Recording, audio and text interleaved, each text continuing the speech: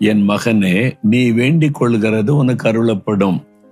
என் மகளே, நீ வேண்டிக் கொள்கிறது உனக்கு அருளப்படும்.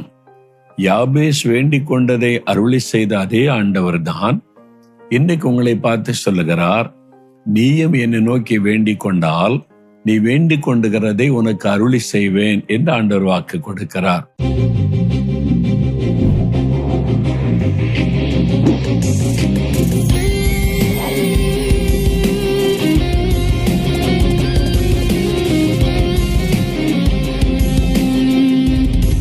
பிரியமானவர்களே, இயேசு கிறிஸ்துவின் நாமத்தில் உங்கள் எல்லாருக்கும் என்னுடைய அன்பின் வாழ்த்துக்கள். இன்னொரு புதிய மாதத்திற்குள்ளே ஆண்டவர் நம்மை கொண்டு வந்திருக்கிறார்.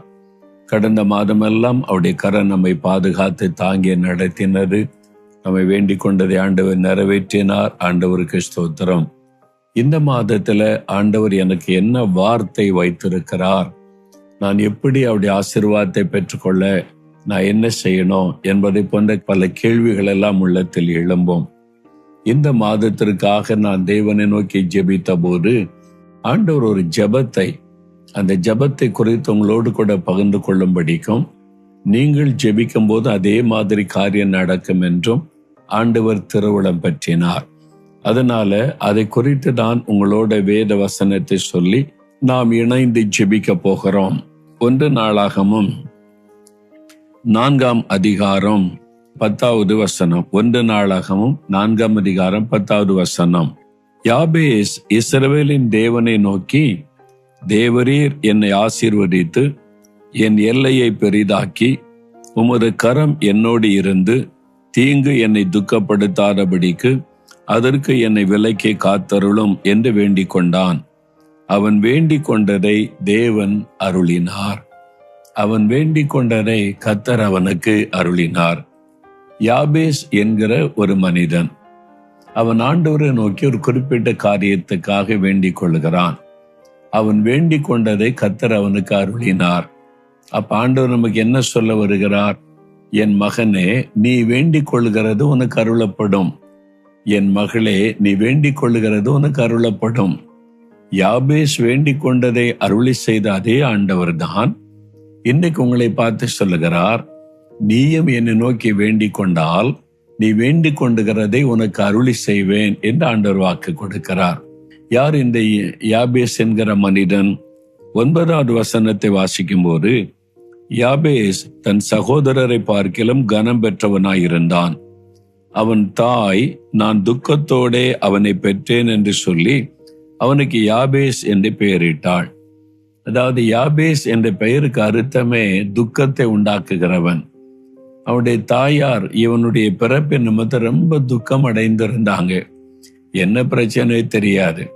நம்ம ஊர்ல சில சொல்லுவாங்க, நீ பிறந்த நேரம் இந்த தாப்பை செத்து போயிட்டாரு, இந்த குழந்தை பிறந்த நேரம் வறுமை வந்துட்டு, இந்த குழந்தை பிறந்த நேரம் சரியில்லை, அதனால இந்த பிரச்சனை அப்படின்னு சொல்லுவாங்கல்ல. அது அவருடைய தவறான நம்பிக்கைகள். ஆனால் இவன் பிறந்த சமயத்துல அந்த தாயார் ஏதோ பாதிக்கப்பட்டு இருக்கிறாங்க. ஒருவேளை பிரசவத்துல கஷ்டப்பட்டாங்களோ, சூழ்நிலை உங்களுக்கு சாதகமா இல்லாமல் இருந்ததோ, ஒரு துக்கம், ஒரு வேதனை.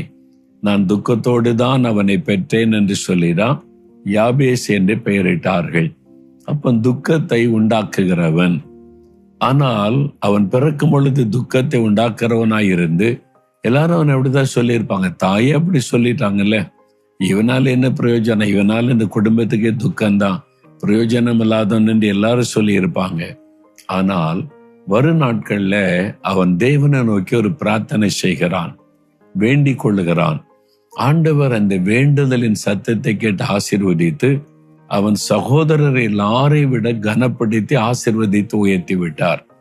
யார் அவனை அற்பமா பேசினாங்களோ, யார் அவனை வேதனைப்படுத்த முடியாத சொற்களால் காயப்படுத்தினாங்களோ, இவன் வேதனை உண்டாக்குகிறவன், துக்கத்தை உண்டாக்குறவன் என்று வேதனை உண்டாக்கும்படி பேசினார்களோ, அவர்களுடைய கண்களுக்கு முன்பாய் கர்த்தர் அவனை உயர்த்தி சகோதரர்களுக்கு மத்தியில உயர்த்தி கனப்படுத்தினார்.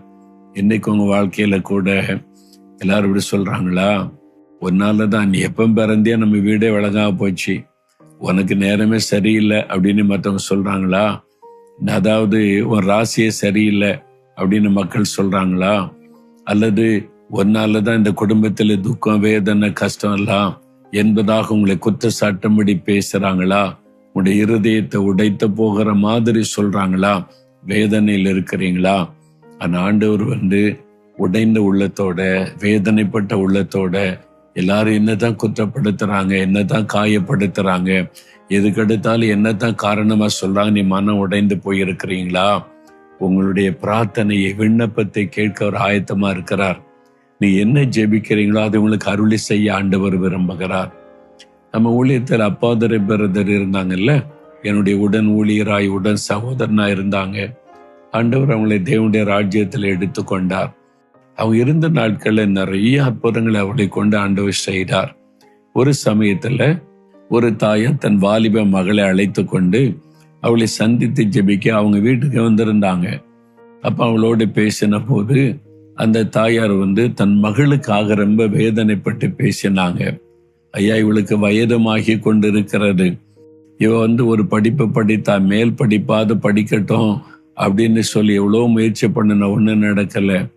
சரி, இனிமே வேலையாவது பார்க்கட்டும் அப்படின்னு வேலைக்கு முயற்சி பண்ணா அதுவும் நடக்கல.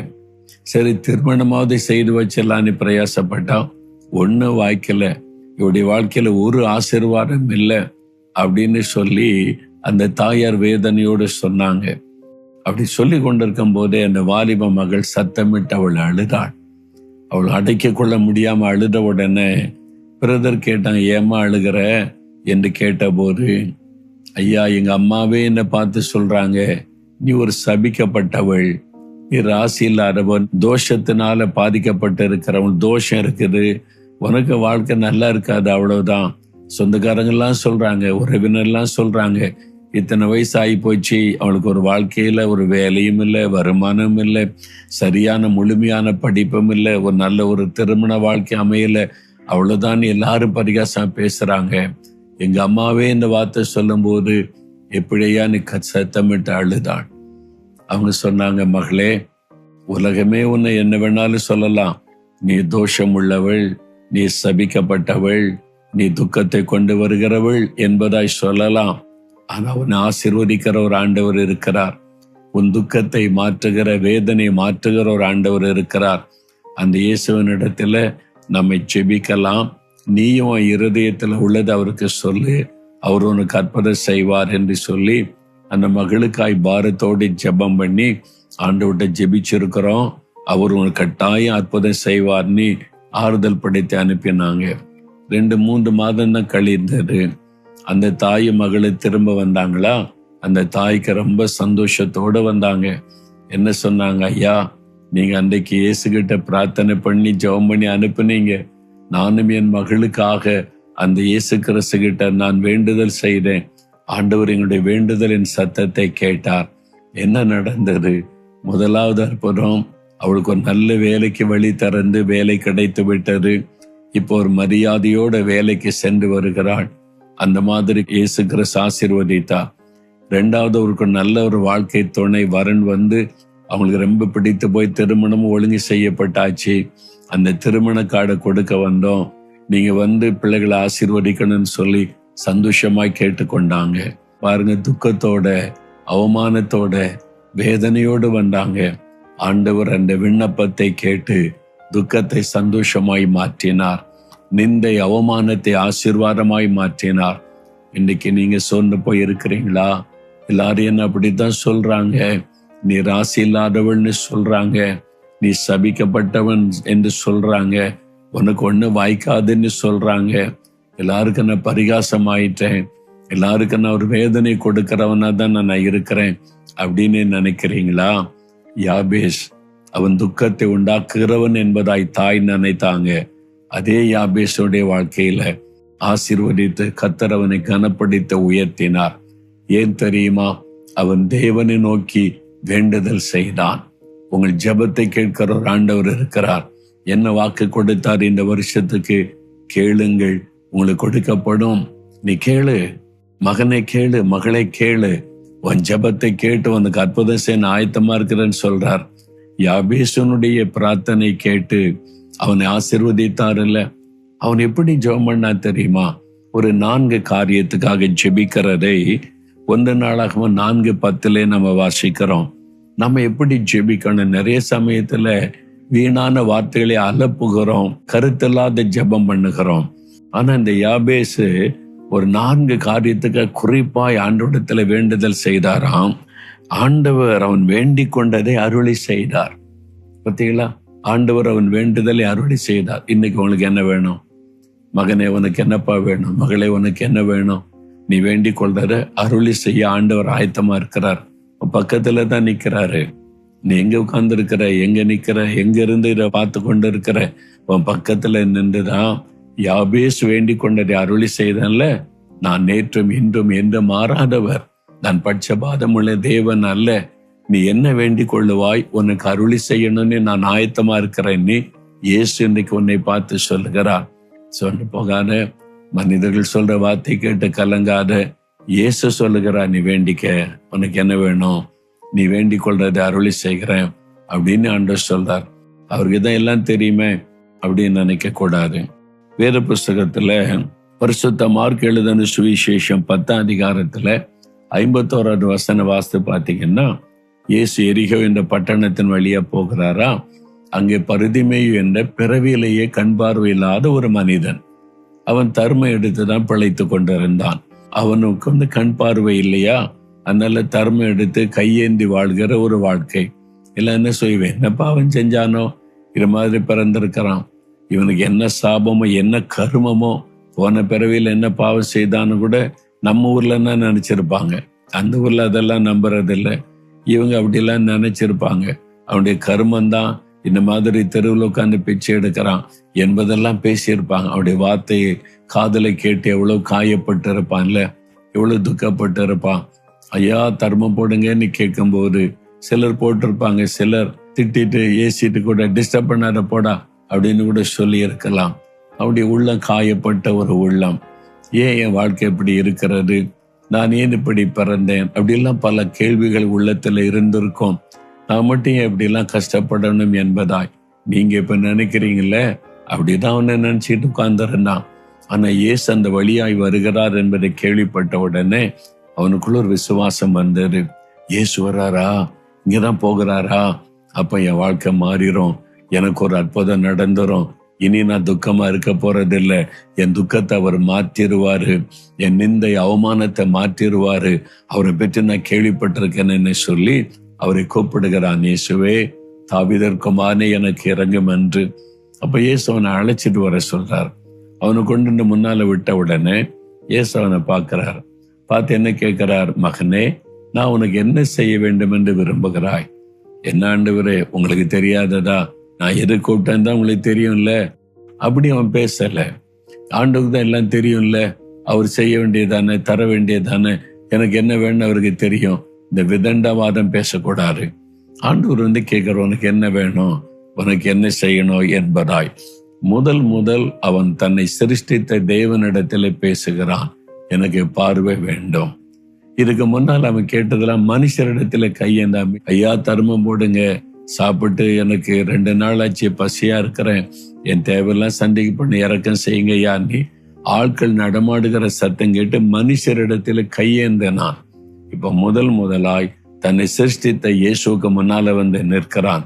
அவர் கேட்கிறார், உனக்கு என்ன வேணும், எதுக்குப்பா என்ன கூப்பிட்ட, கேளுன்னு சொன்ன உடனே அவனுக்கு பெரிய சந்தோஷம். அவன் பார்வை அடையணும்.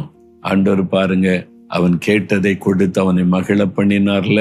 ஆண்டவர் இயேசு உங்க பக்கத்துல நிக்கிறார். மகளே, உனக்கு என்ன வேணுமா, மகனே உனக்கு என்ன வேணும், தம்பி எதுக்கு நீ துக்கத்தோடு இருக்கிற, என்ன வேணும், நீ வேதனையோடு நிக்கிறது எனக்கு தெரியும், கேளு என்பது யாபேசு கேட்டான். கேட்டதுனாலதான் நான் உடைய விண்ணப்பத்துக்கு பதில் கொடுத்து அவனை ஆசீர்வதிக்க முடிந்தது. நீ கேள் என்று ஆண்டவர் கேட்கிறார்.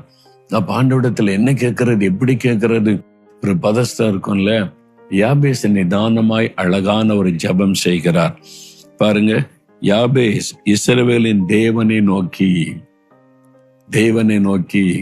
பரிதிமை இதுவரைக்கும் மனுஷரையே நோக்கி கொண்டிருந்தான் கையேந்தி. இப்பதான் முதல் தன்னை உண்டாக்கின ஆண்டவர் இயேசுவை நோக்கி பார்க்கிறான். தேவரீர் என்னை ஆசீர்வதித்து என் எல்லையை பெரிதாக்கி உமது கரம் என்னோடு இருந்து தீங்கு என்னை துக்கப்படுத்தாதபடிக்கு அதற்கு என்னை விலக்கி காத்தருளும் என்று வேண்டிக் கொண்டான். அவன் வேண்டிக் கொண்டதை தேவன் அவனுக்கு அருளினார். அதான் நீங்க வேண்டிக் கொள்ளுகிறதை உங்களுக்கு அருளி செய்யும்படி இயேசு உங்க பக்கத்துல தான் நின்று கொண்டிருக்கிறார். இயேசு கிறிஸ்து உங்களையே பார்த்து கொண்டிருக்கிறார். என்ன வேணும் கேளு. யாபேஸ் ஒரு 4 காரியத்தை கேட்கிறார்ல.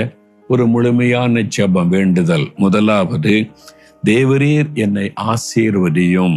அதான் முதலாசை, என்னை ஆசீர்வதியும். எல்லாரும் என்ன சபிக்கப்பட்டவன் சொல்றாங்க, துக்கத்தை கொடுக்கிறவன் சொல்றாங்க. என் வாழ்க்கையில ஒரு ஆசீர்வாதமும் இல்லை. சொந்த தாயே என்னை இப்படி பேசுறாங்க. அதை வச்சு ஊராரெல்லாம் என்ன பேசுறாங்க, இவன் ஆசீர்வாதம் இல்லாதவன், சபிக்கப்பட்டவன் பேசுறாங்க. என்னை ஆசீர்வதியும். ஆண்டவரிடத்துல கோடிக்கணக்கான ஆசீர்வாதம் இருக்குது. உங்களுக்கு என்ன ஆசீர்வாதம் வேணும்? ஆண்டவரிடத்துல ஆவிக்குரிய ஆசீர்வாதம் இருக்குது, கேளுங்க. ஆவிக்குரிய வல்லமை தாங்க, ரட்சிப்பின் சந்தோஷத்தை எனக்கு தாங்க, பரிசுத்தாவினால் நிரப்புங்க, பரிசுத்தாவின் வரங்களை எனக்கு தாங்க. ஆண்டவரே, ஆபிரகாமை போல நான் உம்மை விசுவாசிக்கணும், உமக்கு சிநேகிதனா இருக்கணும், அந்த அனுபவத்தை எனக்கு தாங்க. தாவீதை போல உம்முடைய இருதயத்திற்கு ஏற்றவனா இருக்கணும், அந்த அனுபவத்தை எனக்கு கொடுங்க. மோசே மாதிரி முகமுகமா என்னோட பேசணும், உம்முடைய குரலை கேட்க அந்த அனுபவத்தை தாங்க. ஆவிக்குரிய ஆசீர்வாதத்தை கேளுங்க, அதுதான் ரொம்ப முதலாவது. அப்ப முதல் ஆவிக்குரிய ஆசீர்வாதம். அவர சரீரத்துக்கு அடுத்த ஆசை, நல்ல ஆரோக்கியமா இருக்கணும்ல. இந்த வியாதி பிரச்சனை பலவீனம் வந்துட்டா மனசை பாதிக்கும். நல்ல ஆரோக்கியம் கொடுங்க. அவர் வியாதியை விலக்கி நல்ல சுகத்தை தருகிற தேவனை வாக்கு கொடுத்திருக்கிறார்ல. எனக்கு நல்ல ஆரோக்கியம் வேணும், என் சரீரம் நல்ல சுகபலனோடு இருக்கணும், இந்த வியாதி பலவீனங்கள் எல்லாம் மாறணும். சரீரத்துக்கு அடுத்த ஆசீர்வாதம். அப்புறம் நான் கையிட்டு செய்கிறதெல்லாம் நீங்க ஆசீர்வதிக்கணும். என் வேலையை ஆசீர்வதிங்க, தொழில் ஆசீர்வதிங்க, என் பிசினஸ் ஆசீர்வதிங்க, என் பிள்ளைகள் படிக்கிறாங்க, படிப்பில் ஆசீர்வதிங்க, என் சந்ததியை பெருக பண்ணணும், கற்பத்தின் ஆசீர்வாதத்தை கொடுங்க. அவரிடத்துல எல்லா விதமான ஆசீர்வாதம் இருக்குது. உங்களுக்கு என்ன ஆசீர்வாதம் வேணுமோ குறிப்பா நீங்க கேட்கலாம். என்னை ஆசீர்வதிங்க, இந்த காரியத்துல என்ன ஆசீர்வதிங்க, இந்த காரியத்துல என் வாழ்க்கையில ஆசீர்வாதம் உண்டாகணும். அப்படி குறிப்பா கருத்தா நீங்க கேட்டீங்கன்னா அந்த ஆசீர்வாதத்தை ஆண்டவர் உங்களுக்கு கட்டாயம் அருளி செய்து உங்களை மகிழ பண்ணுவதை நீங்கள் பார்க்க முடியும். இன்னைக்கு என்ன ஆசீர்வாதம் வேணும் டிசைட் பண்ணிட்டீங்களா? கேட்க முடிவு பண்ணிட்டீங்களா? பொதுவா ஜெபிக்காதபடி இந்த காரியத்துல இந்த ஆசீர்வாதம் எனக்கு வேணும். ஆண்டவர் சாலமோன்ங்கிற ராஜாவுகிட்ட சொல்றார், சாலமோனே உனக்கு என்ன வேணும் கேளு என்பதாய். ஆண்டவரே, நீங்க என்ன விரும்புறீங்களே எனக்கு தாங்க, அப்படி சொல்லல. அப்ப சாலமோன் ஒரு தேசத்துக்கு ராஜாவாக இளம் வயதிலே வந்துட்டார். உடனே எனக்கு என்ன ஆசீர்வாதம் வேணும்? ஆண்டவர் எனக்கு இந்த நாட்டையே கொடுத்து அதை ஆளுகை செய்யன்னு சொல்லி இருக்கிறாரு. ஆண்டவர் எனக்கு கொடுத்த பொறுப்பு, இதெல்லாம் நிர்வாகம் பண்றதுக்கு ஒரு பக்கம் பணம் தேவை, எதிரிகள் வருவாங்க, வெற்றி தேவை, பாதுகாப்பு, அதெல்லாம் இருக்கட்டும். ஆனா முதலாவது முக்கியம் ஞானம் எனக்கு வேணும். இந்த ஜனங்களை நான் சரியா நிர்வாகம் பண்ணி நடத்தணும்ல, அதுக்கு எனக்கு ஞானம் வேணும். ஆண்டவருக்கு அந்த ஜெபம் உகந்ததா இருந்துச்சான். ஆண்டவர் சந்தோஷப்பட்டு நல்ல காரியத்தை கேட்கிறேன்னு சொல்லி ஞானத்தையும் கொடுத்தார், செல்வத்தையும் கொடுத்தார், வெற்றிகளையும் கொடுத்தார், ஆசீர்வாதத்தை கொடுத்தார், எல்லா விதமான ஆசீர்வாதத்தை கொடுத்தார். உங்க ஜெபம் அவருக்கு பிரியமா இருக்கணும். அவருக்கு பிரியமானபடி வாழ்வதற்கு ஜெபம் பண்ணுங்க. ஆண்டவர் மகிழ்ச்சியோடு உங்களை ஆசீர்வதிப்பார். பிள்ளைகளுக்கு ஞானம் வேணும், படிக்கிற பிள்ளைகளுக்கு வெற்றி வேணும், என்ன ஆசீர்வாதம் வேணாலும் நீங்க கேட்கலாம். ஆண்டவர் உங்களுக்கு அந்த ஆசீர்வாதத்தை தருவார். 2வது பாருங்க, என் எல்லையை நீங்க பெரிதாக்கணும். ஆண்டவரே, என் எல்லையை பெரிதாக, எனக்கு கொஞ்ச நாளும் தான் இருக்குது, இதுல ஏதோ நான் பயிர் செய்து பிழைப்பை நடத்தி கொண்டு இருக்கிறேன், இதுல இருந்து நான் என்னைக்கு வாழ்க்கையில முன்னேறி உயர்ந்த நிலைமைக்கு வர்றது? அப்ப எல்லையை கொஞ்சம் பெரிதாக்கி கொடுங்க என்பதாய் ஜெபித்தான். அந்த ஜெபம் கேட்கப்பட்டது. பாருங்களேன், ஆண்டவர் அந்த ஜெபத்தை கேட்டு எல்லைகளை பெரிதாக்கினார். நீங்க பாருங்க, ஆண்டவர் ஆபிரகாமை அழைத்த போது அவன் ஒருவனா இருந்தான். நீ வா, என் சொல்லி கீழ்ப்படிந்த நான் காண்பிக்கிற தேசத்துக்கு போ, உன் ஆசீர்வதிப்பேனார். சரி, ஆண்டவர் என்னை கீழ்ப்படிந்து வந்தாரா? ஏசாயா 51:2 ஆபிரகாமை தேவன் ஆசீர்வதித்து பெருக பண்ணினாராம். பெருக பண்ணினார்.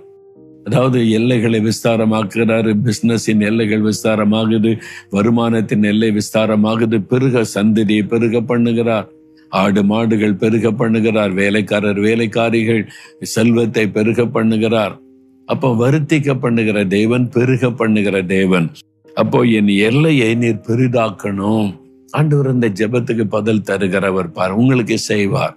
வேலையில உயர்வு, ப்ரமோஷன், அந்த எல்லையை விஸ்தாரம் ஆக்குவார். வியாபாரத்தின் எல்லையை பெரிதாக்குவார், பிசினஸின் எல்லைகளை விரிவாக்குவார்.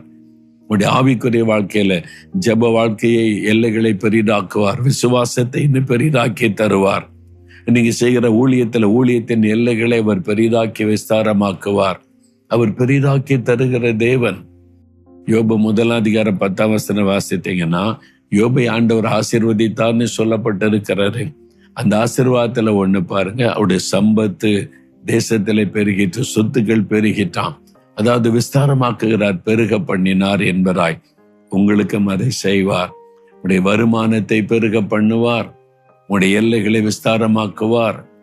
நம்ம பாருங்க, 78 நம்முடைய இயேசுடைய ஊழியம் ஆரம்பிக்கப்பட்டதா. 80களின் ஆரம்பத்துல ஒரு 1/2 ஏக்கர் நிலத்தை ஆண்டவர் இலவசமாய் தந்தார்.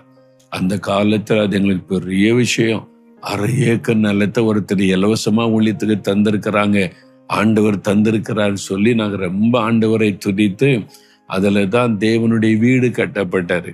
3000 பேர் உட்கார்ந்து ஜெபிக்கிற மாதிரி தேவனுடைய வீடை கட்ட ஆண்டவர் கட்டளையிட்டதுனால கட்டப்பட்டது. அதெல்லாம் கட்டிக்கிட்டே வர்றோம். எங்களுக்கு அதை பார்த்து பிரமிப்பு. இந்த கிராமத்துல 1/2 ஏக்கர் நிலம் ஆண்டவர் தந்திருக்கிறாரு, 3000 பேர் உட்கார மாதிரி கட்டடம் கட்டி தந்து கொண்டிருக்கிறான்னு சொல்லி அதுவே எங்களுக்கு சந்தோஷம். துதிக்கிறோமா. திடீர்னு ஒரு நாள் கர்த்தர் இறங்கினார். நாங்கெல்லாம் உபவாசம் பண்ணி ஜெபித்து கொண்டிருக்கும் போது ஆண்டவருடைய வார்த்தை வெளிப்பட்டாரு. நீங்கள் வடக்கேயும் தெற்கேயும் கிழக்கேயும் மேற்கேயும் இடங்கொண்டு பெருகுவீங்க, நான் உடைய எல்லைகளை விஸ்தாரமாக்குவேன் அப்படின்னு ஆண்டவர் சொன்னாரா. எனக்கு நம்பவே முடியல. இதுவே எங்களுக்கு பெரிய விஷயம். 1/2 ஏக்கர் நிலம், 3000 பேர் உட்கார்ந்து ஜெபிக்கிற கட்டடம். இன்னும் ஆண்டவர் சொல்றாரு, நான் எல்லையை விஸ்தாரமாக்குவேன், நான் எல்லையை பெரிதாக்குவேன். ஆண்டவர் சொல்றாரு. அதுவும் 4 பக்கமும், வடக்கு தெற்கு கிழக்கு மேற்கன்னு ஆண்டவர் சொல்றாருல. நாங்க விசுவாசித்த சரி ஆண்டவரே, நாங்க உங்ககிட்ட கேட்கல, ஆனா நீங்களா எங்களுக்கு வாக்கு கொடுக்கறீங்க. அப்ப நாங்க பெருகணும்னு நீங்க விரும்புறீங்க. அதனால நம்முடைய வாக்கு தத்தத்தின்படி பெருக பண்ணுங்க. நாங்களா போய் கேட்கல, எங்களை பெருக பண்ணுங்க ஆண்டவரேன்னு சொல்லி அவரை அந்த வாக்கு கொடுக்கிறார், நான் பெருக பண்ணுவேன். அதனால அந்த வாக்கு தத்தத்தை வைத்து ஜெபிக்க ஆரம்பித்தோம். என்ன நடந்தது தெரியுமா? சில வருடங்கள் கழிந்து பார்த்த போது தேவனுடைய வீட்டினுடைய தெற்கு பக்கம், வடக்கு பக்கம், மேற்கு பக்கம், கிழக்கு 4 திசைகளிலும் ஆண்டவர் எல்லையை விஸ்தாரமாக்கி கொடுத்தார். அதெல்லாம் இன்றைக்கு ஆண்டவருடைய ஊழியம் நிறைவேறுவதற்கான பல வசதிகள் செய்யப்பட்டு இருக்கிறது. அவர் சொன்னதுதான், அவர் வாக்கு கொடுத்ததுதான். இன்னைக்கு உங்களை பார்த்து சொல்லார், என் மகனே மகளே, உன் எல்லைகளை நான் பெரிதாக்கி தருவேன்னு கேளு, விசுவாசத்தோட கேளு. அப்ப நீங்க கேட்கணும், ஆண்டவரே நீங்க வாக்கு கொடுத்தபடி எங்க எல்லையை பெரிதாக்கி கொடுங்கன்னு சொல்லி கேட்கணும். அப்ப யாபேஸ் அப்படி ஜெபித்தார். 3வது அவர் சொல்றாரு, உமது கரம் என்னோடு இருக்கணும், அதுதான் எனக்கு முக்கியம். உம்முடைய கரம், தேவனே உம்முடைய கரம் என்னோடு இருக்கணும் அப்படின்னு என்ன அர்த்தம்? நீர் எப்பவுமே என் கூட இருக்கணும். கரம் கூட இருக்குன்னா, ஒரு கரம் நம்முடைய கையை பிடிச்சேன்னா அவர் எப்பவுமே கூட இருப்பார்ல.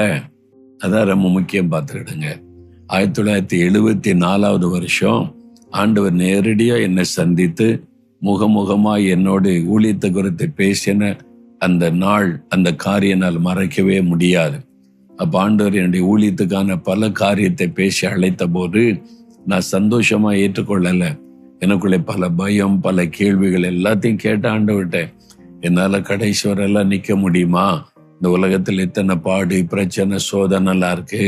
நான் ஒரு வாலிபனா இருக்கிறேன், இதெல்லாம் தாண்டி ஊழியத்தெல்லாம் செய்து முடிக்க முடியுமான்னு சொல்லி கடைசியில ஆண்டவர்கிட்ட சொன்னேன், சரி நீங்க சொல்றீங்க ஆண்டவரே, நான் வர்றேன் ஊழியத்துக்கு, ஆனா எனக்கு ஒரு காரியம் வாக்கு கொடுக்கணும். என்னதுன்னு கேட்டார். நான் உங்க கையை பிடிச்சிட்டு நடக்க மாட்டேன், நான் பிடிச்சேன்னா உங்களை விட்டுருவேன். ஏன்னா நான் பலவீனமுள்ள மனுஷன், ஒரு பாடு வருது, நிந்த வருது, அல்லது ஒரு பாவ சோதனை வருதுன்னு விட்டுட்டு போயிடக்கூடும். சரியா? நான் மனுஷன் தானே, பலவீனம் உள்ளவன். நீங்க என் கையை பிடிங்க. உங்க கை என் கையை பிடிக்கணும். பிடிச்சிட்டீங்கன்னா உங்க கையில இருந்து என்னால தப்ப முடியாது. நீங்க கடைசி வரை என்னை இழுத்துட்டு போயிருவீங்க. என்ன நான் நம்பி ஊழியத்துக்கு வரல, உங்களை நம்புறேன். நீங்க என் கையை பிடிச்சா நான் வர்றேன் என்பதாய் நான் சொன்னேன். ஆண்டவர் உடனே சந்தோஷமா, ஓகே, நீ சொன்னபடி நான் உன் வலது கையை பிடித்து உன்னை நடத்தின வாக்கு கொடுத்தார். ஏசாயா 41:8-16 உன் வாக்கு தத்தமா தர்றேன். உன் வலது கையை பிடித்த நான் நடத்துற அந்த வசனமே இருக்குது. இன்னைக்கு வரைக்கும் நீங்க பாருங்க, இன்னைக்கு இந்த 50 வருஷத்தை கடந்துட்டேன். 51வது வருஷம் ஊழியத்துக்குள்ள எப்படி வந்தேன்? எத்தனை சோதனை, பிரச்சனை, நெருக்கம், எத்தனை போட்டி, பொறாமை, நிந்தை, நெருக்கம், இதுக்கு மத்தியில் எப்படி வந்தேன்? என் பலத்துல இல்ல, என் பக்தியிலும் இல்ல, என்னுடைய சக்தியிலும் இல்ல. அவர் என்னை கரம் பிடிச்சிட்டார்ல, என்னை விடவே இல்லை. இழுத்து கொண்டு இதுவரைக்கும் வந்திருக்கிறார். கடைசி வரை நான் கொண்டு போன்னு எனக்கு வாக்கு கொடுத்திருக்கிறார். அவருடைய கரம் கூட இருந்தா போதும், அவ்வளவுதான். அவர் கரம் இருக்குன்னு என்ன அர்த்தம்? அவருடைய பக்கத்துல இருக்கான்னு அர்த்தம். ஒரு கரம் நம்ம பிடிச்சிட்டு ஒருத்தர் நிக்கிறாங்கன்னா பக்கத்துல இருக்காங்கன்னு அர்த்தம். உன் கூட இருக்கிறன்னா தூரத்துல கூட ஒருத்தர் கூட இருக்க முடியும். அந்த கையை பிடிச்சாங்கன்னா பக்கத்துல தான் இருந்து ஆகணும். அதுதான் யாபேஸ் கேட்கிறார். ஆண்டவரே, உமது கரம் என்னோடு இருக்கணும். நெகேமியாவின் சரித்திரத்தை வாசித்தீங்கன்னா அடிக்கடி வரக்கூடிய வசனம் என்ன தெரியுமா? நெகேமியா 2:8, நெகேமியா 2:18. அது இல்லாம தொடர்ந்து நீங்க வாசித்து பார்த்தீங்கன்னா, தேவனுடைய தயவுள்ள கரம் என்னோடு இருந்தது, அதனால எல்லாம் வாய்த்தது, எல்லாம் ஜெயம் கொடுத்தது, என்ன காரியங்கள் எல்லாம் சித்திக்க பண்ணினது தேவனுடைய கரம். அந்த கரம் உங்க கூட இருந்தா போதும். அந்த கரம் உங்க கையை பிடிக்கிறதுக்கு இடம் கொடுங்க. உங்களுடைய கரம் என் மேல இருக்கணும் ஆண்டவரே. நான் வேலைக்கு போனாலும், பிசினஸுக்கு போனாலும், தொழிலுக்கு போனாலும், ஊழியத்துக்கு போனாலும், எங்க போனாலும் உங்க கரம் என் கூடவே இருக்கணும், என் மேல இருக்கணும். ஜெபம் பண்ணுங்க, அவருடைய பிரசன்னம் கூடவே இருக்கும்.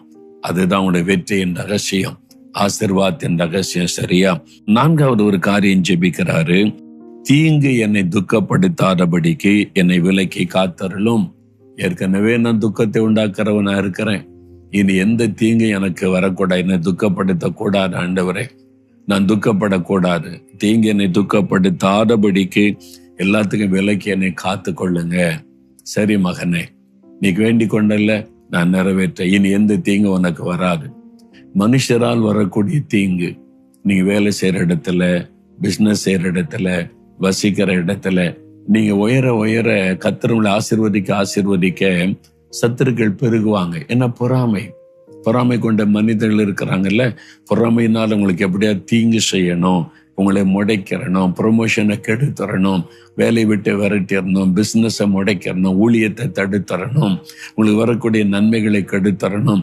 பொல்லாத இருதயம் கொண்ட மனிதர்கள், தீங்கு செய்யக்கூடிய மனிதர்கள், கண்ணுக்கு தெரியாத எதிரியாகிய பிசாசானவன் நமக்கு தீங்கு செய்து சரீரத்தை பலவீனப்படுத்தி வியாதியை கொடுத்து நம்மை முடக்கிவிட பல போராட்டம் பண்ணுகிறான். ஆனா ஆண்டவரோ நம்மை பாதுகாப்பேன்னு வாக்கு கொடுத்திருக்கிறார்ல. 121 சங்கீதம் முழுவதும் பாருங்க, கர்த்தர் நம்மை காக்கிறவர். ஆத்துமாவை காப்பேன், போக்குவரத்துல காப்பேன், உன்னை எல்லா தீங்குக்கும் விலைக்கு காப்பேன்னு சொல்லி இருக்கிறார். அந்த ஜெபமா நீங்க ஏறிடுங்க. ஆண்டவரே, என்னை எல்லா தீங்குக்கும் விலைக்கு காத்தருளும். இயேசு கிறிஸ்து சொல்லி கொடுத்த பரமண்டல ஜெபத்துல கூட எல்லா தீங்குக்கும் விலைக்கு எங்களை காத்தருளும். தினந்தோறும் ஜெபிக்கணும். தினந்தோறும் நமக்கு தீங்கு செய்கிற பொல்லாத பிசாசு, பொல்லாத மனிதர்கள் நம்ம கவனித்து கொண்டே இருப்பாங்க, எந்த விதத்துல தீங்கு செய்யலான்னு. ஆனா தினமும் இந்த ஜெபத்தை நீங்க ஏறிடுங்க. உங்க வாழ்க்கையில ஆண்டவர் எல்லா தீங்குக்கும் விலைக்கு ஆண்டவர் உங்களை காப்பார். யாபேசனுடைய ஜெபம் கேட்கப்பட்டது. அவன் வேண்டிக் கொண்டதை கர்த்தர் அருளினார். இன்றைக்கு நீங்க வேண்டிக் கொள்றதை உங்களுக்கு அருளி செய்வார். ஏன் தெரியுமா? உங்களுக்காக சிலுவையிலே தன்னையே பலியாய் கொடுத்தார். உங்களை ஆசீர்வதிக்க தன்னுடைய சரீரத்தை நொறுக்க ஒப்பு கொடுத்து உங்களுடைய சாபங்களை தன் மீது ஏற்றுக்கொண்டார். உங்களுக்கு சரீர சுகத்தை கொடுக்க சரீரத்திலே காயங்களை ஏற்றுக்கொண்டு தழும்புகளை ஏற்றுக்கொண்டார். அவர் உங்களை ஆசீர்வதித்து உங்களை பாதுகாக்க தன்னையே சிலுவையில் அர்ப்பணித்து கொண்டு மரணத்தை ஜெயித்து உயிரோடு கூட எழுந்தார். நான் உன்னை விட்டு விலக மாட்டேன், உன்னை கைவிட மாட்டேன், நான் உயிரோடு இருக்கிறேன் என்பதற்காக எல்லா தீங்குக்கு மலைக்கு காக்க சாத்தானை அவர் ஜெயித்து உயிரோடு எழுந்திருக்கிறார்.